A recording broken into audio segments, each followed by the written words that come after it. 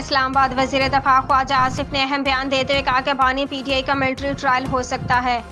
نجی news channel کے talk show میں گفتگو کرتے ہوئے خواجہ آصف نے کہا پی ٹی آئی جب تک 9 مئی پر قوم سے معافی نہیں مانگتی بات نہیں بڑھے گی۔ 9 مئی کا احتساب 200% ہونا چاہیے۔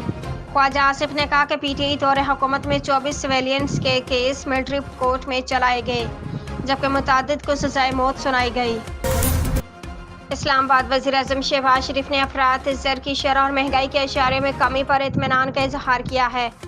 وزیر اعظم شہباز شریف نے اپنے بیان میں کہا کہ جولائی میں کنزیومر پرائس انڈیکس میں ریکارڈ کمی ہوئی جبکہ افراط زر کی شرح 11% پر آ گئی۔ ستمبر میں اس کی شرح میں مزید کمی کی پیشگوئی خوش آئند ہے۔ شہباز شریف نے کہا کہ موڈیز کی جانب سے پاکستان کے کریڈٹ ریٹنگ کو اپ گریڈ کیا ہے۔ عالمی مالیاتی اداروں کی جانب سے پاکستان کے مثبت معاشی اشاریوں کا اعتراف ہے۔ حکومت معاشی اصلاحات کی پالیسی پر گامزن ہے۔ حکومت کی رائٹ سائزنگ پالیسی پر بھی تیزی سے کام ہو رہا ہے۔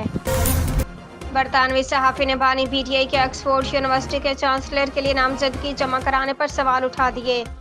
تفصیلات کے مطابق آکسفورڈ کے چانسلر کے لیے اپلائی کرنے پر گارجین میں بانی پی ٹی آئی عمران کے خلاف ایک اور کالم آ گیا۔ برطانوی اخبار دی گارجین میں صحافی نے لکھا کہ طالبان دوست آکسفورڈ کے اگلے چانسلر کے طور پر بہترین انتخاب ہو سکتے ہیں۔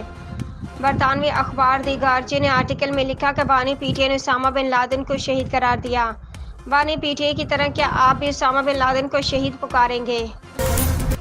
کراچی کے علاقے گارڈن فوارہ چوک کے قریب بچوں کے کنویں میں گرنے کا واقعہ پر شہری افسردہ ہے اور ساتھ ہی ساتھ ریسکیو اداروں کی نااہلی پر سوال بھی اٹھا رہے ہیں۔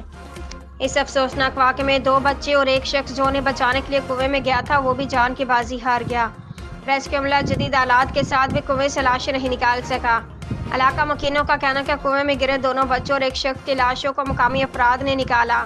مزدور پیشہ 3 افراد بغیر آکسیجن ماسک کنویں میں داخل ہوئے اور لاشیں نکالیں۔